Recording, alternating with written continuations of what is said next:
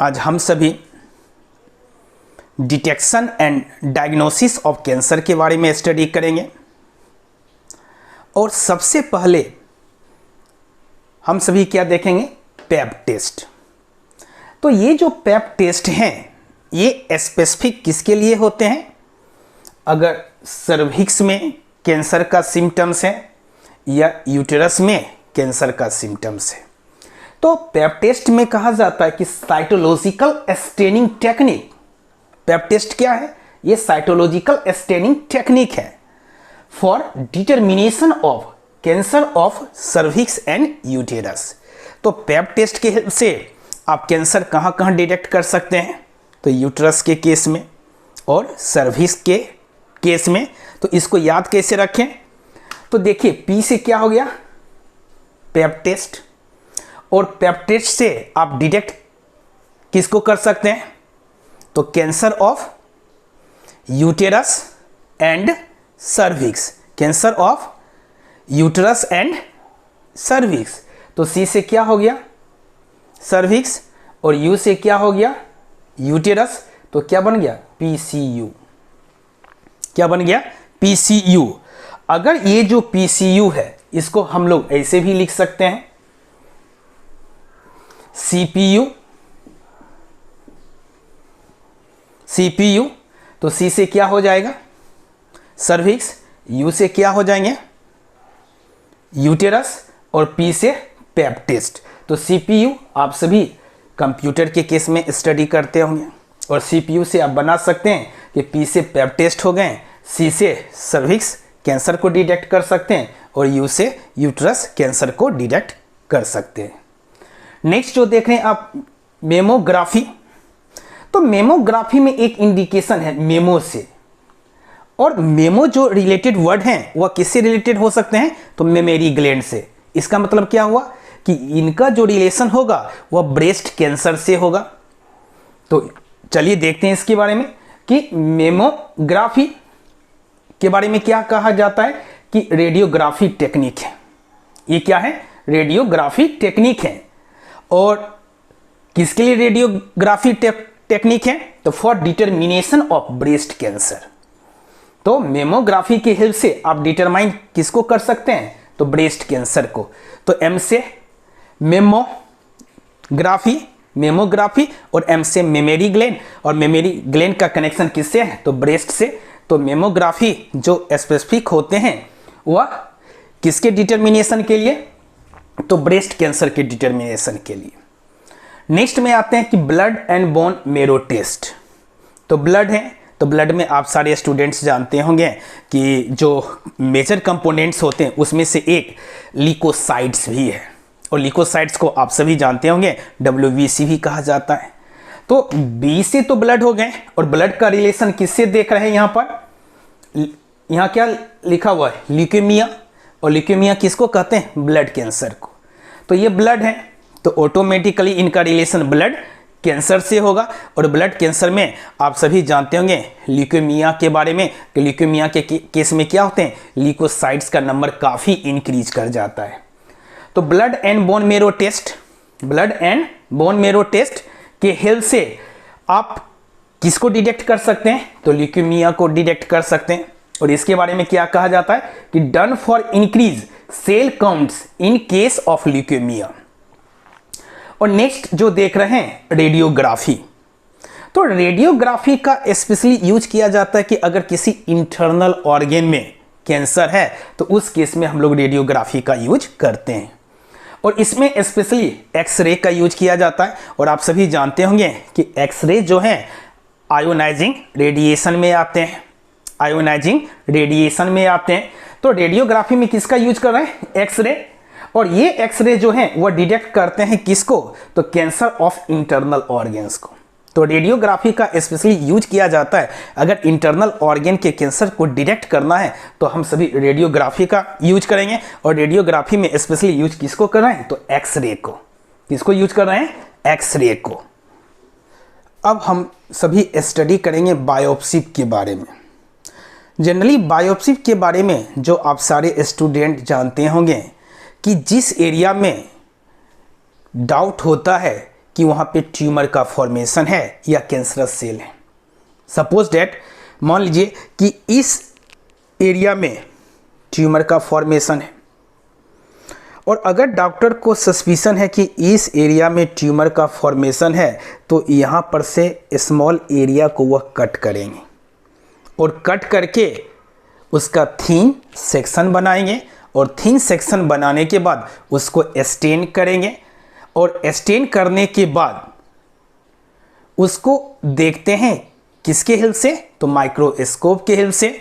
और माइक्रोस्कोप के हेल्प से देखने का जो पर्पस होता है कि इस एरिया का जो सेल है, जो टिश्यू है, क्या उनका नॉर्मल कैरेक्टर है या नॉर्मल सेल के कैरेक्टर से डिफर कर रहा है।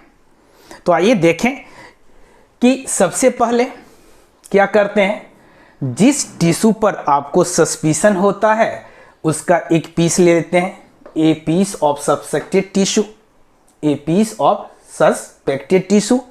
अब इस सस्पेक्टेड टिश्यू को क्या किया जाता है, कट किया जाता है। कट किया जाता है किसमें, तो थिन सेक्शन में। और जब थिन सेक्शन में कट कर लेते हैं तो इसको स्टेन किया जाता है और स्टेन करने के बाद उसका एग्जामिन किया जाता है, उसको देखा जाता है किसमें, तो माइक्रोस्कोप में। और माइक्रोस्कोप के हेल्प से देखने का काम या पूरे इस प्रोसेस का काम कौन कर रहे हैं, तो वह पैथोलॉजिस्ट कर रहे हैं। और जब वह फाइनली यह देखते हैं कि सस्पेक्टेड टिश्यू का जो कैरेक्टर है वह नॉर्मल टिश्यू की तरह है या सस्पेक्टेड सेल्स का जो कैरेक्टर है अगर वह नॉर्मल सेल की तरह है तब तो कोई प्रॉब्लम नहीं है। लेकिन अगर नॉर्मल सेल की तरह बिहेव नहीं कर रहा है तो इसका मतलब क्या हुआ कि वह एरिया जो है वह कैंसर से अफेक्टेड हो चुका है। कंप्यूटेड टोमोग्राफी के हेल्प से इंटरनल ऑर्गेन में कैंसर को डिटेक्ट किया जा सकता है। तो कंप्यूटेड टोमोग्राफी में क्या किया जाता है, इसमें यूज किया जाता है एक्सरे को। और एक्सरे का जब यूज किया जाता है तो एक्सरे क्या करते हैं, जनरेट करते हैं। क्या करते हैं, जनरेट। और जनरेट क्या करते हैं, 3 डायमेंशनल इमेज। और वह 3 डायमेंशनल इमेज किसका होता है, तो इंटरनल ऑब्जेक्ट्स का होता है। तो इंटरनल ऑर्गेन में अगर डॉक्टर साहब को सस्पिशन होता है कि मे बी कैंसर हो सकता है तो उसके लिए वह कंप्यूटेड टोमोग्राफी का भी यूज करते हैं। आज हम सभी MRI के बारे में डिस्कशन करेंगे। तो सबसे पहले MRI का फुल फॉर्म क्या होता है, तो M रिप्रेजेंट करते हैं किसको, मैग्नेटिक को, R रिजोनेंस को और I इमेजिंग को। तो MRI का फुल फॉर्म क्या हो गया, मैग्नेटिक रिजोनेंस इमेजिंग। अब इसमें होता क्या है उसको देखना है। तो देखने की फर्स्ट स्टेप में use strong magnetic field plus non ionising radiation. इसमें यूज किसका किया जाता है, स्ट्रॉन्ग मैग्नेटिक फील्ड। तो ये जो मैग्नेटिक है इसके फुल फॉर्म से ही आगे M फॉर मैग्नेटिक, तो मैग्नेटिक से रिलेटेड यूज किया गया और वह क्या है, स्ट्रॉन्ग मैग्नेटिक फील्ड। तो इसमें यूज किसका करते हैं, स्ट्रॉन्ग मैग्नेटिक फील्ड। और इसके साथ कौन रहते हैं, नॉन आयोनाइजिंग रेडिएशन। और जब इसका यूज करते हैं तो इससे बेनिफिट क्या होता है, तो बेनिफिट ये होता है कि हम एक्यूरेटली डिटेक्ट कर सकते हैं। एक्यूरेटली क्या कर सकते हैं, डिटेक्ट कर सकते हैं। तो किसको एक्यूरेटली डिटेक्ट कर सकते हैं, तो पैथोलॉजिकल एंड फिजियोलॉजिकल चेंजेस को। जो एक्यूरेटली डिटेक्ट कर सकते हैं वह किसको डिटेक्ट कर सकते हैं, तो पैथोलॉजिकल एंड फिजियोलॉजिकल चेंजेस को। और ये जो चेंजेस हैं पैथोलॉजिकल एंड फिजियोलॉजिकल चेंजेस वह किसके हैं, तो लिविंग टिश्यू के। वो किसके हैं, तो लिविंग टिश्यू के। अब नेक्स्ट में जो देख रहे हैं मोनोक्लोनल एंटीबॉडीज। तो मोनोक्लोनल एंटीबॉडीज के बारे में क्या देख रहे हैं कि antibodies against cancer specific antigens are also used for detection of certain cancer.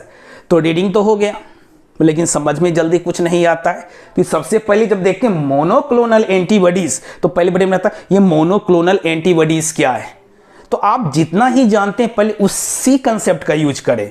कम से कम मोनोक्लोनल में आप एंटीबॉडीज को जान रहे हैं कि एंटीबॉडीज कहां से मिलेगा, तो बी लिम्फोसाइट से।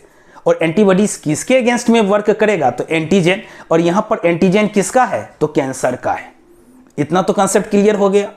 अब यहां पर जो है मोनोक्लोनल, तो मोनो मीन्स क्या होता है, वन, एक, और क्लोनल का रिलेशन किससे होता है, क्लोन से, जो कि आइडेंटिकल कॉपीज होते हैं। तो मोनोक्लोनल एंटीबॉडीज, तो ये जो मोनोक्लोनल एंटीबॉडीज जो हैं, ये जो अपना फंक्शन परफॉर्म करेंगे तो किसके अगेंस्ट में, तो स्पेसिफिक एंटीजेन के अगेंस्ट में, और वह स्पेसिफिक एंटीजेन किसका है, तो कैंसर का है।